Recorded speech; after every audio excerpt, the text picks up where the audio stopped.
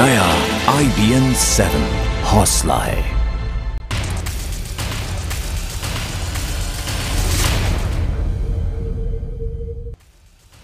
नमस्कार, स्वागत है आप सभी का सुपर 50 में। मैं हूं आपके साथ किटी बहल। बुलेटिन की शुरुआत सुपर स्पीड की खबरों के साथ।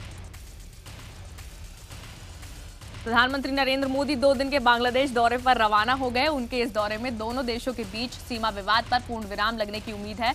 पीएम की इस यात्रा के दौरान भारत अपने पड़ोसी मुल्क बांग्लादेश को $1 अरब की आर्थिक सहायता भी आगे बढ़ाएगा। साथ ही कारोबारी मदद में भी इजाफा किया जाएगा। पीएम मोदी के इस दौरे में पश्चिम बंगाल की सीएम ममता बनर्जी भी मौजूद रहेंगी। ढाका में पीएम मोदी की भव्य स्वागत की तैयारियां की जा रही हैं। शहर के मुख्य चौराहों पर उनके स्वागत में बड़े पोस्टर लगाए गए हैं। बांग्लादेश के प्रधानमंत्री शेख हसीना और ममता बनर्जी के साथ दोपहर के भोजन के बाद मोदी 2 सीमा पार बस सेवाओं कोलकाता ढाका अगरतला बस सेवा और ढाका गुवाहाटी शिलोंग बस सेवा को हरी झंडी दिखाएंगे। पीएम मोदी के सम्मान में शेख हसीना ने रात्रि भोज का आयोजन किया। इसके बाद अगले दिन मोदी श्री श्री ढाकेश्वरी मंदिर, रामकृष्ण मिशन और ढाका में भारतीय उच्चायुक्त के नए दूतावास परिसर का दौरा करेंगे। पीएम बांग्लादेश के राष्ट्रपति अब्दुल हामिद के साथ दोपहर भोज पर मिलेंगे और उनसे बातचीत करेंगे। 3 दिन के दौरे पर भारत आए नीदरलैंड के पीएम मार्क रूट और पीएम नरेंद्र मोदी ने सोशल मीडिया पर एक दूसरे के डच और हिंदी में एक दूसरे से बात की। पीएम मोदी ने डच भाषा में नीदरलैंड के पीएम का स्वागत किया, जिसका जवाब उन्होंने हिंदी में दिया। इस दौरान भारत और नीदरलैंड के बीच कई द्विपक्षीय मुद्दों पर बातचीत हुई और विज्ञान, तकनीक और आर्थिक मुद्दों पर कई करार भी हुए। केंद्रीय जल संसाधन मंत्री उमा भारती ने पीएम मोदी की तारीफ के पुल बांधते हुए उन्हें मसीहा करार दे डाला। उमा ने कहा, मोदी साधारण प्रधानमंत्री नहीं, मसीहा है जिसका भारत की आत्मा 1000 साल से इंतजार कर रही थी। बीजेपी के वरिष्ठ नेता मुरली मनोहर जोशी ने पीएम मोदी के महत्वाकांक्षी प्रोजेक्ट नमामि गंगे पर सवाल उठाए हैं। जोशी ने कहा, गंगा नदी की सफाई के लिए जिस तरह से परियोजना चलाई जा रही है उससे अगले 50 साल में भी नदी साफ नहीं हो सकेगी। केंद्रीय भूतल परिवहन मंत्री नितिन गडकरी का नाम लिए बगैर जोशी ने कहा, गंगा में जल परिवहन शुरू करने की योजना बनाने वालों को भूगोल और भूगर्भ का ज्ञान ही नहीं है।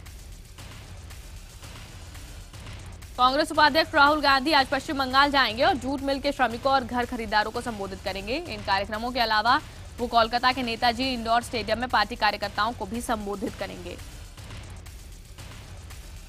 मैगी को एक और झटका लगाया। रिटेल चेन रिलायंस फ्रेश ने देश भर के 200 शहरों में अपने 2500 से ज्यादा स्टोर से मैगी समेत इंस्टेंट नूडल्स के 11 ब्रांड्स को हटाने का फैसला किया। दूसरी ओर खबर है कि नेस्ले ने उत्तराखंड सरकार के फैसले को हाईकोर्ट में चुनौती दी है, जिसमें राज्य में मैगी की बिक्री पर 3 महीने का बैन लगाया गया है। मैगी की जांच कर रही FSSAI ने मैगी की 9 किस्मों को खतरनाक माना है। Food safety and standards of India ने मैगी बनाने वाली कंपनी नेस्ले से भारत में मैगी की 9 किस्मों के उत्पादन, आयात और बिक्री पर तत्काल रोक लगाने का आदेश दिया है। केंद्र सरकार का रुख मैगी बनाने वाली कंपनी नेस्ले पर और सख्त हो गया है। केंद्रीय केमिकल और फर्टिलाइजर मंत्री हंसराज अहीर ने कहा, नेस्ले को मेडिकल स्टोर पर अपने बेबी प्रोडक्ट नहीं बेचने चाहिए। मैगी में लेड की मात्रा अधिक पाए जाने के बाद से देश भर में मैगी के खिलाफ अभियान छिड़ा हुआ है। बड़े स्टोर संचालकों और दुकानदारों ने अपने स्टोर से मैगी का स्टॉक हटा दिया है। मध्य प्रदेश के इंदौर जिले में जिला प्रशासन के अधिकारियों ने मैगी के गोदामों पर छापेमारी की। इस दौरान अधिकारियों ने गोदाम में रखे करीब 33,000 मैगी के कार्टन जब्त किए। सीएम एन चंद्रबाबू नायडू आज गुंटूर के मन्नम गांव में आंध्र प्रदेश की नई राजधानी के निर्माण के लिए आधारशिला रखेंगे। आंध्र की नई राजधानी अमरावती के नाम से विकसित की जानी है और इसके लिए 7,420 वर्ग किलोमीटर का मास्टर प्लान बनाया गया है।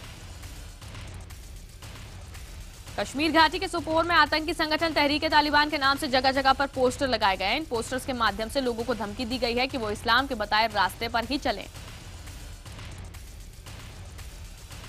सोपोर में इससे पहले भी लश्कर-ए-इस्लाम नाम के आतंकी संगठन ने जगह जगह धमकी वाले पोस्टर लगाए थे। इसके अलावा महिलाओं को हिजाब पहनने को कहा गया है। जम्मू में सिख युवकों ने लगातार तीसरे दिन कई इलाकों में विरोध प्रदर्शन किया। इस बीच सिख प्रदर्शनकारियों ने जम्मू पठानकोट हाईवे पर दिग्याना के नजदीक एक सिपाही को चाकू घोंपकर जख्मी कर दिया। पुलिस का कहना है AK-47 को बरामद कर लिया गया है और हमलावरों पर मुकदमा दर्ज कर लिया गया है। जम्मू कश्मीर के अलगाववादी नेता सैयद अली शाह गिलानी ने पासपोर्ट हासिल करने के लिए खुद को भारतीय बताया। शुक्रवार को पासपोर्ट ऑफिस पहुंचे गिलानी ने सभी बायोमेट्रिक टेस्ट किए। आम और लीची के पेड़ पर पहरे के लिए चर्चा में बने जीतन राम मांझी का आवास शुक्रवार को शराब की बोतल की वजह से सुर्खियों में आया। मांझी आवास में शुक्रवार को शराब की बोतल पाई गई। हालांकि शराब की बोतल को भी मांझी ने नीतीश कुमार की साजिश करार दिया है। उन्होंने नीतीश पर आरोप लगाते हुए कहा कि बोतल सीएम नीतीश के दलाल रखकर गए। मणिपुर में सेना के काफिले पर हुए उग्रवादी हमले के बाद शुक्रवार को सेना अध्यक्ष जनरल दलबीर सुहाग ने खुद राज्य का दौरा किया और हालात का जायजा लिया। राज्य में आसपा के खिलाफ अनशन कर रही रोम शर्मिला ने भी घटना पर दुख जताया। फिलहाल सेना शहीद जवानों के पार्थिव शरीर उनके परिजनों तक पहुंचाने में जुटी है। विश्व पर्यावरण दिवस के मौके पर दिल्ली सरकार ने प्रदूषण फैलाने के आरोप में 77 होटलों का बिजली पानी कनेक्शन काट दिया है। ये होटल दिल्ली में इंदिरा गांधी एयरपोर्ट के पास महिपालपुर इलाके में चल रहे थे।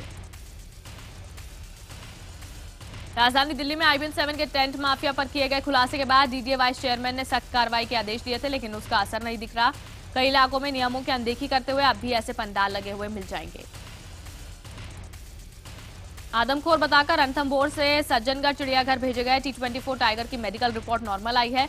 बरेली के भारतीय पशु चिकित्सा संस्थान ने खून की जांच में पाया कि T24 यानी उस्ताद में आदमखोर के कोई लक्षण नहीं है। सुप्रीम कोर्ट ने उस्ताद को शिफ्ट करने पर मुहर लगाने वाले हाईकोर्ट के फैसले में दखल देने से इंकार कर दिया था, जिसके बाद उस्ताद के रणथंभौर लौटने की उम्मीदों पर पानी फिर गया था। जून से शुरू हुई सिखों के प्रसिद्ध तीर्थ स्थान हेमकुंड साहिब की यात्रा भारी बर्फबारी और बर्फीली हवाओं की वजह से प्रभावित हुई है। सरकार और प्रशासन हालात से निपटने की कोशिशों में जुटा है। गुरु गोबिंद सिंह की तपस्थली हेमकुंड साहिब में सर्दियों में हुई बर्फ अभी पिघली नहीं थी कि फिर से बर्फबारी शुरू हो गई और श्रद्धालुओं को कई बीमारियों ने जकड़ लिया है।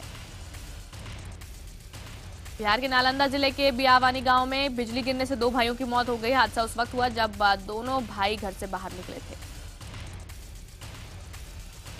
बिहार के नालंदा में मारुति ऑल्टो कार में अचानक आग लगने से अफरा तफरी मच गई। आग इतनी तेज थी कि कुछ ही देर में कार धू धू कर जलने लगी। कार में आग लगने की वजह से NH31 पर कुछ देर के लिए आवाजाही भी बाधित रही। बिहार के कहलगांव में जंगली हाथी के उत्पात से लोग बेहद सहमे हुए हैं। जहां फसल की रखवाली कर रहे एक शख्स को हाथी ने कुचलकर मार डाला, तो वहीं दयालपुर गांव की महिला को कुचल डाला। पटना में नीतीश राज में सरेआम पिंकी सिन्हा नाम की एक महिला को गोली मारकर उसकी हत्या कर दी गई। कत्ल को बदमाशों ने उस वक्त अंजाम दिया जब महिला ब्यूटी पार्लर से घर लौट रही थी।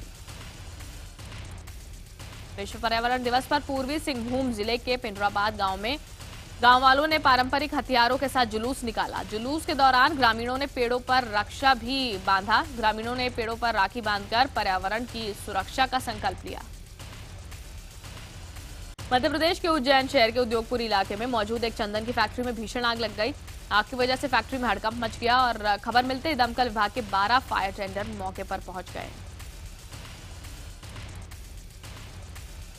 अब तक आपने कश्मीर में पाकिस्तानी झंडे लहराते देखे होंगे, लेकिन पहली बार मध्य प्रदेश के छतरपुर में बिजली कटौती को लेकर प्रदर्शन कर रहे हैं। ग्रामीणों ने इंग्लैंड का झंडा यूनियन जैक लहराया।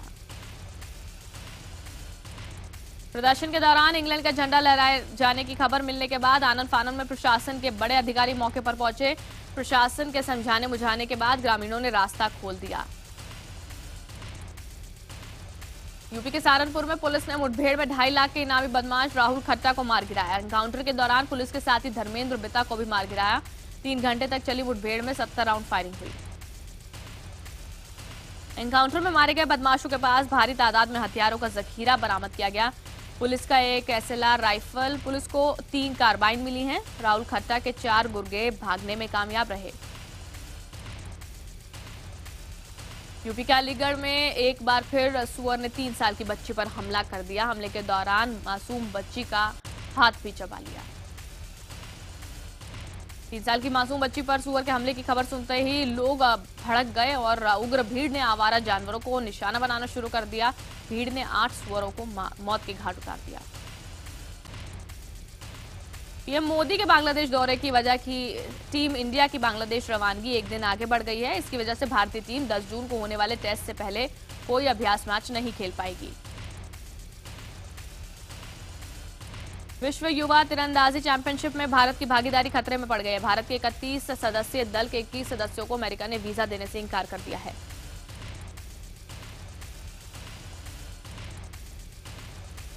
इंटरनेशनल क्रिकेट काउंसिल ने कहा है भारत पाकिस्तान के बीच मैच खेलने को लेकर वो दखल नहीं दे सकता। आईसीसी के चीफ एग्जीक्यूटिव डेव रिचर्डसन के मुताबिक वो चाहते हैं भारत पाक के बीच रिश्तों में सुधार आए, लेकिन वो दोनों देशों के बीच मैच खेलने को लेकर दखल नहीं दे सकते।